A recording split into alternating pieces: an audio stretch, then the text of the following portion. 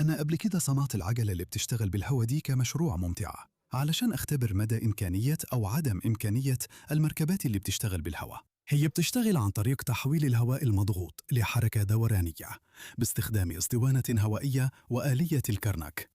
دي بعد كده السلسلة بتدور العجلة الخلفية علشان تدفعني لقدام.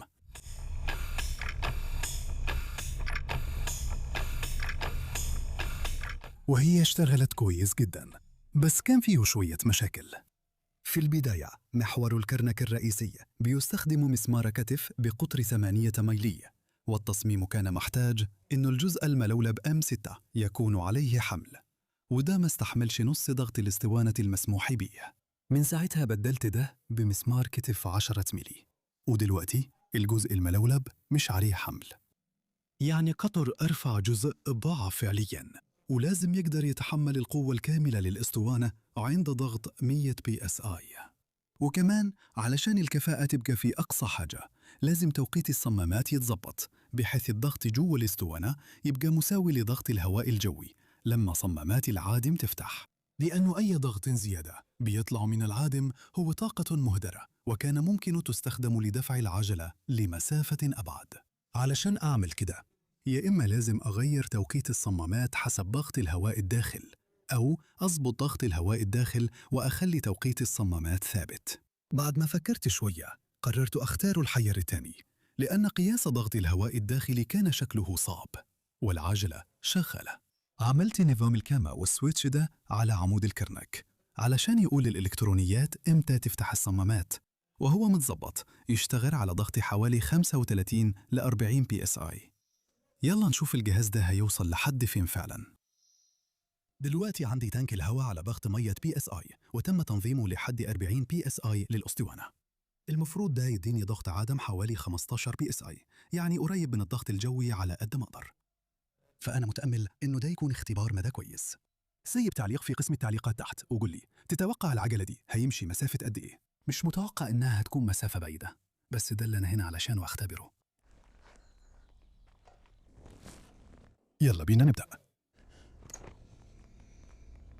من غير ما أبدل.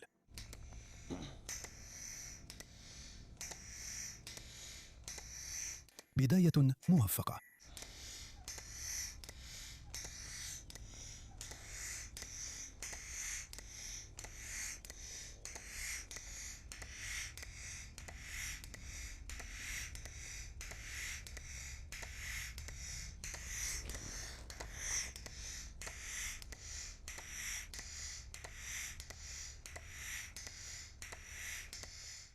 وأنا بجرب مدى العجلة وإنت بتحاول تخمن حنوصل لحد فين. تعال نحسب شوية أرقام تقريبية. الخزان اللي ورا العجلة سعته 24 لتر ومليان لحد ضغط 100 PSI فوق الضغط الجوي. ضغط القياس يعني إنه الضغط اللي بنقيسه بيستخدم الضغط الجوي كنقطة مرجعية، يعني عند ضغط 100 PSI على مقياس الضغط فيه تقريباً 6.8 ضغط جوي من الهواء اللي ممكن يطلع من الخزان، وده معناه إنه الخزان بيخزن ما يعادل 6.8 أضعاف حجمه عند الضغط الجوي، أو 163.2 لتر من الهواء عند الضغط الجوي. كل مرة البستان بيكمل دورة كاملة تقريباً بيتملي حوالي 0.4 لتر من الهواء. دلوقتي الجزء المهم اللي لازم نلاحظه هنا هو ضغط العادم. لو الهواء اللي خارج من العادم ضغطه عند جو واحد، كل دورة هتستخدم 0.4 لتر من الإجمالي 163.2 لتر، وبكده يبقى الإجمالي 408 دورة. لكن لو ضغط العادم كان عنده 2 ضغط جوي، كل دورة هتستخدم ضعف كمية الهواء، وده هيقلل المدى للنص. فيه حاجة أخيرة لازم نفكر فيها، وهي أقل ضغط ممكن العجلة تشتغل عليه، لأنها لسه محتاجة قوة تدفعني لقدام. لسه ما جربتش أقل ضغط على أرض مستوية مع نسبة التروس الجديدة، بس خلينا نقول إن الحد الأدنى هيكون مثلاً 1.5 ضغط جوي.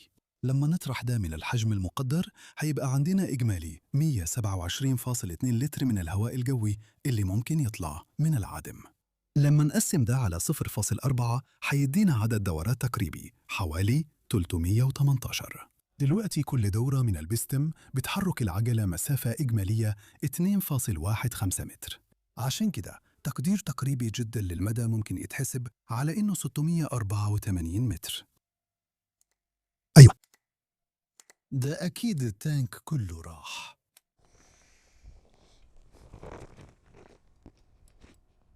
حوالي 18 بي اس اي.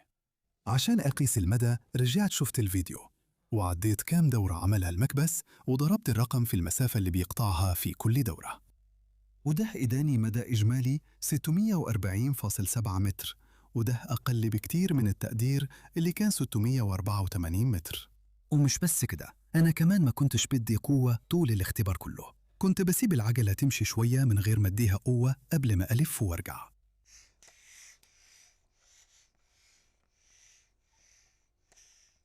وده معناه إنه الأسطوانة فعلياً عملت بس 263 دورة دفع أو 565.5 متر. ده ممكن يعني إنه ضغط العادم كان أعلى شوية من الضغط الجوي، أو إن حجم الأسطوانة بعد التمدد أكبر شوية من اللي قدرت أقدره، لأني ما عنديش طريقة دقيقة أقيس بيها. في كل الأحوال العجلة قطعت 640 متر غالباً بسرعة المشي. يلا نشوف لو هتقدر تمشي أسرع. تمام، في 100 بي اس اي في التانك، بس أنا فاتح المنظم على الآخر علشان يبقى في 100 بي اس اي داخلة على طول للسلندر. مش متأكد السرعة هتبقى قد إيه، بس المفروض تدي العجلة الورانية عزم كبير. السبب إني بقول مش عارف السرعة هتبقى قد إيه هو إن فيه معدل تدفق أقصى للهواء داخل وخارج السلندر. الفتحات الفعلية لدخول وخروج الهواء في السلندر صغيرة جداً، بس لو قدرت أوصل عزم دوراني عالي للعجلة الخلفية المفروض تقدر تسرعني كويس جدا. أول اختبار على ضغط 100 بي اس اي، يا رب ما يتكسرش.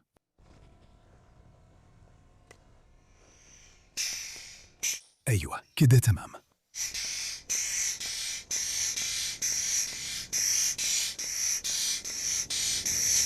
ده فيه قوة كبيرة جدا.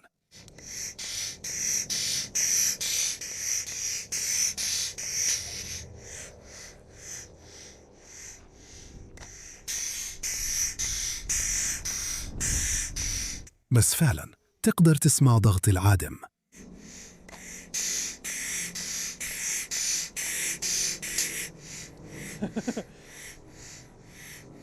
أيوة، ضغط العادم بيبقى عالي جدا لما تشغله على الضغط ده. يا ترى الضغط قد إيه بس من التشغيل ده؟ الضغط نزل فعلا ل 80 بي اس اي. يلا نجرب تاني. دلوقتي بقى على 80 بي اس اي، فقدت الضغط كتير في تشغيل واحد.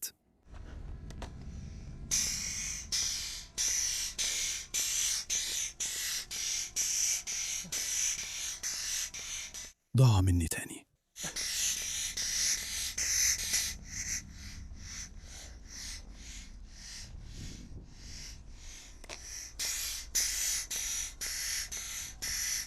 بعد ما شفتوا الاختبار ده على ضغط أعلى أكيد نفسكوا أشوف تانك الغطس لو هيقدر يفضل يدي نفس الأداء لفترة أطول.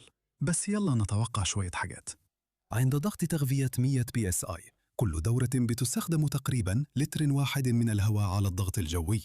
دورتي على ميت ولقيت أكبر تانك غطس ممكن ألاقيه هو 20 لتر، وبيتملى لحد 230 بار أو 220 ضعف الضغط الجوي. ده بيدينا إجمالي 4540 لتر من الهواء على الضغط الجوي. لو قسمنا الرقم ده على كمية الهواء المطلوبة في كل دورة وضربناه في المسافة اللي بتتقطع في كل دورة هيدينا مدى حوالي 9.5 كيلو متر أو 5.6 ميل. دلوقتي الكلام ده شكله كويس صح؟ بس دي مش كل الحكاية، لأن تانك سعته 20 لتر ومصمم لتحمل ضغط 230 بار، مش خفيف أبداً، ووزنه وهو فاضي حوالي 23 كيلو جرام. ومش بس كده، الهواء اللي متخزن جواه بالضغط ده وزنه تقريباً 5.5 كيلو لوحده، يعني الوزن الكلي بيبقى حوالي 28.5 كيلو جرام. يعني أنا مش مستعجل أشتري واحد قريب. الموضوع بيبقى ممتع أكتر مع الضغط العالي، بس زي أي مركبة كل ما تزود القوة اللي بتطلعها كل ما المدى يقل.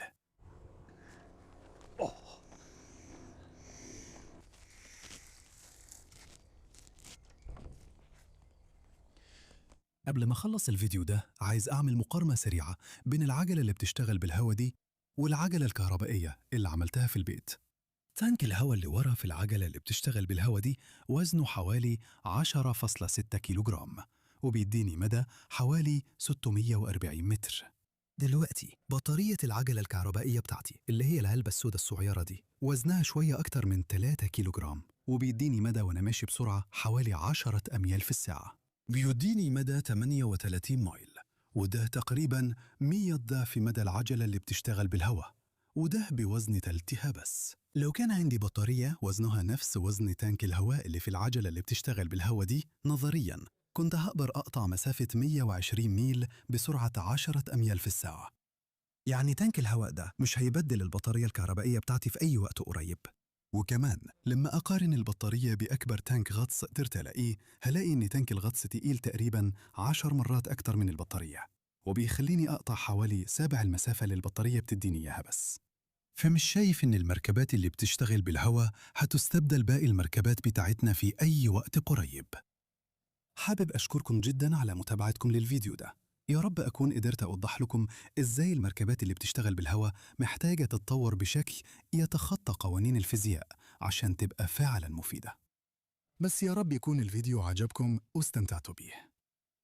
لو عجبك الفيديو يا ريت تدوس لايك، ولو انت جديد على القناة وعايز تشوف مشاريع وتجارب أكتر زي دي اضغط اشتراك تحت. شكر كبير لكل الداعمين على باتريون اللي بيدعموا شغلي وبيخلوا المشاريع دي ممكنة، وأشوفكم في الفيديو الجاي.